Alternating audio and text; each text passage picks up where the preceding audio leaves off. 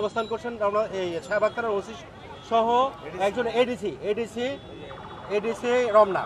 তো উনি আমাদেরকে যেটা বললেন, গতদিন যেটা বলেছেন তার থেকে কিছুটা অগ্রগতি হয়েছে। অগ্রগতি হলো এর আগে 3 জন আসামির কথা বলা হয়েছিল, এখন আরও একজনকে ওনারা অ্যারেস্ট করেছেন।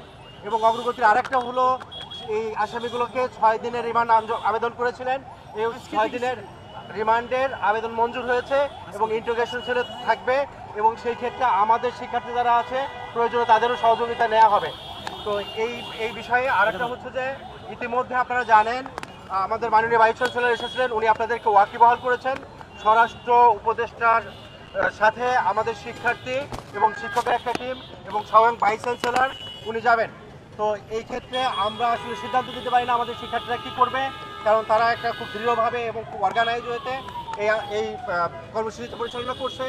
এবং আমরা মনে করি যে আমাদের একটা অনুরোধ থাকবে যে আমরা একটা কাজ যেটা করতে পারি, আপাতত উনি আশ্বাস দিয়েছেন এই ইন্টারোগেশন শেষ হলে উইদিন 6 ডেজ অথবা আফটার 6 ডেজ যদি ইনফরমেশন আগেই পাওয়া যায় আগেই ব্যবস্থা নেবেন, না হলে 6 দিন শেষে যে ইন্টারোগেশন করে যা পাওয়া গেল বা এর মধ্যে বাকি আসামিদেরও অ্যারেস্ট করার পর্যায়ে চলবে এবং এই 6 দিনের মধ্যে ওনারা আরও অগ্রগতি করতে পারবেন। তো এবং একই সাথে এই বিচারটা দ্রুত বিচার আদালতে দেওয়া হচ্ছে সেইটা, এবং একই সাথে আরেকটা হচ্ছে যে ডিবি যে ইনভেস্টিগেশন টিম সেটাকে আরও অ্যাক্টিভ করা হচ্ছে। ডিবি প্যাসিভলি ছিল, এখন ডিবি এটাকে হয়তো বা আরও অ্যাক্টিভ থাকবে এবং আরও টেক ওভার করবে। সুতরাং এগুলো আমাদের অগ্রগতি। আর আমরা মনে করি স্বরাষ্ট্র উপদেষ্টা মহোদয়ের সাথে আমাদের স্টুডেন্ট সহ আমাদের ভাইস চ্যান্সেলর এবং আমাদের মাননীয় পরিচালক ওনাদের সাক্ষাৎকারের পরে আমরা ওখানে দাবি দাওয়া পেশ করব এবং লিখিতভাবে আমরা এখন একটা লিখিত দাবি তৈরি করব যাতে কোনো কিছু বাদ না যায়, সেই সুনির্দিষ্ট দাবি স্বরাষ্ট্র উপদেষ্টার কাছে। এবং একই সাথে আমাদের অবজারভেশন যে এই মামলায় এই ত্রুটি আছে, এগুলো অগ্রগতি হয় নাই, আমরা ওইখানে পেশ করব এবং ওখান থেকে যদি আমরা একটা সুনির্দিষ্ট আশ্বাস পাই তখন আমরা হয়তো আমাদের পরবর্তী কর্মসূচি আজকে বিকালের মধ্যে আমাদের শিক্ষার্থীরা বলেছেন ওনারা ঘোষণা করবেন। এই পর্যায়ে আমাদের আইআর সম্মানিত পরিচালক প্রফেসর হোসনা বেগম আপা উনি আপনাদের সামনে কিছু কথা বলবেন।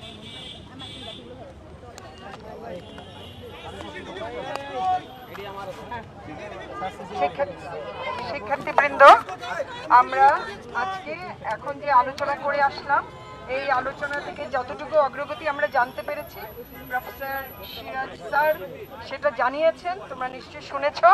আমরা এই অগ্রগতিতে আপাতত আমরা মনে করছি প্রপারলি এগোচ্ছে, ঠিক আছে। তবে আমরা খুব ক্রিটিক্যাল নিয়ে এটা দেখছি। আমরা এখানে বেশ কিছু প্রশ্নও তুলেছি, ওনাদের কাজের অগ্রগতি সম্পর্কে ওনাদেরকেই প্রশ্ন তুলেছি। তো ওনারা বলছেন এই সবগুলো বিষয় ওনারা দেখবেন এবং অলরেডি শুনেছ যে আসামির সংখ্যা বেড়েছে এবং এটা কি বলা হয় রিমান্ড মঞ্জুর করা হয়েছে 6 দিনের, সেটা আজকে থেকে শুরু হয়েছে এবং 6 দিনের মধ্যে এই রিমান্ডের থেকে অনেক তথ্য বের হয়ে আসবে। আর তাছাড়া আজকে আমাদের আফটারনুনে ভিসি মহোদয়ের সাথে এবং আইআর পরিচালক এবং শিক্ষার্থীদের প্রতিনিধি এবং প্রক্টোরিয়াল টিম সহ আমাদের স্বরাষ্ট্র উপদেষ্টার সাথে আমাদের একটা মিটিং হবে। আশা করি সেই মিটিংয়ে আমরা আজকে এখানে যা শুনে গেলাম এগুলো আমরা ওখানে ডিসকাস করব এবং আমাদের যে কোয়েশ্চেনগুলো সেই কোয়েশ্চেনগুলো ওখানে আমরা রেইজ করব এবং অন্যান্য স্যার যেগুলো বললেন এগুলো আমরা তাদেরকে অবগত করব এবং আরও কিভাবে দ্রুততম সময়ের মধ্যে আসলে এটা করা যায়।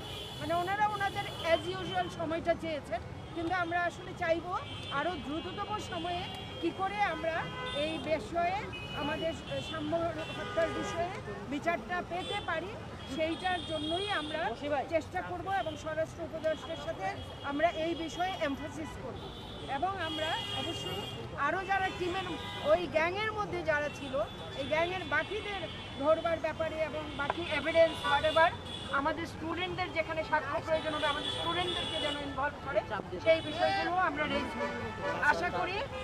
আশা করি এই স্বরাষ্ট্র উপদেষ্টার সাথে মিটিং থেকে আমরা একটা দিক নির্দেশনা পাবো, সেটা আবার আমরা তোমাদের সাথে পরে শেয়ার করবো এবং সেই অনুসারে আমরা আমাদের পরবর্তী করণীয় নির্ধারণ করব। আর ইতিমধ্যে আমাদের যা আছে সবগুলো নিয়ে আমরা এগিয়ে যাব। আচ্ছা, তো ঠিক আছে, আমি এটা বলে শেষ করছি। এই যে সাম্যর ভাই বড় ভাই উনি সৈকত, উনি আছেন আমাদের সাথে, উনি ছিলেন, উনি একটু কথা বলবে তোমাদের সাথে। আমি ওনার কাছে দিচ্ছি। কোথায় আসুন ভাই, আপনি একটু সামনে আগায় আসুন।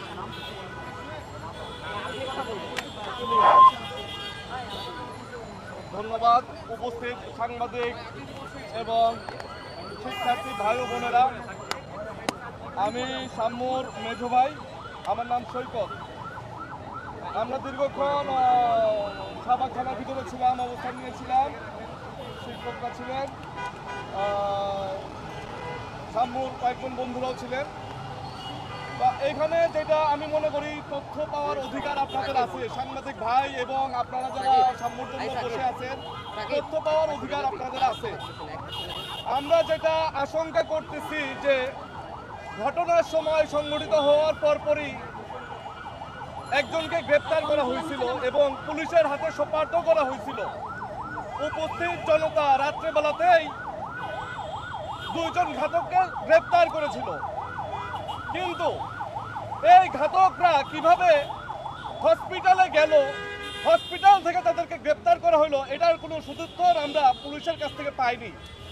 আমাদের আশঙ্কা, গ্রেপ্তারকৃত যারা ছিল কোনো ঊর্ধ্বতন চাপের কারণে তাদেরকে ছেড়ে দিতে পুলিশ বাধ্য হয়।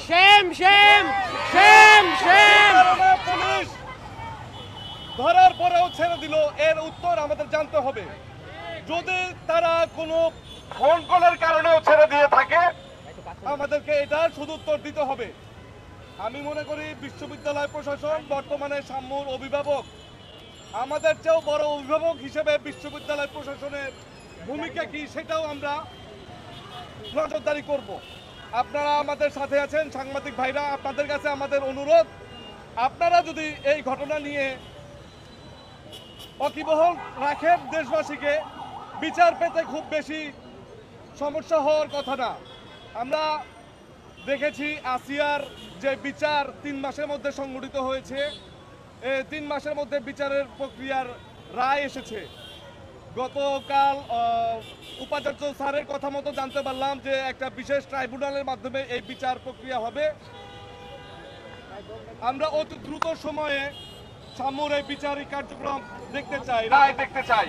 আমরা চাই কোনো মিথ্যা ব্যক্তি, কোনো নিরপরাধ ব্যক্তিকে যাতে ফাঁসানো না হয়। আমরা চাই কোনো রাজনৈতিক চাপের কারণে যাতে এই হত্যাকাণ্ডকে অন্য ঘাতে মন না নেওয়া হয়। এখন কথা বলবেন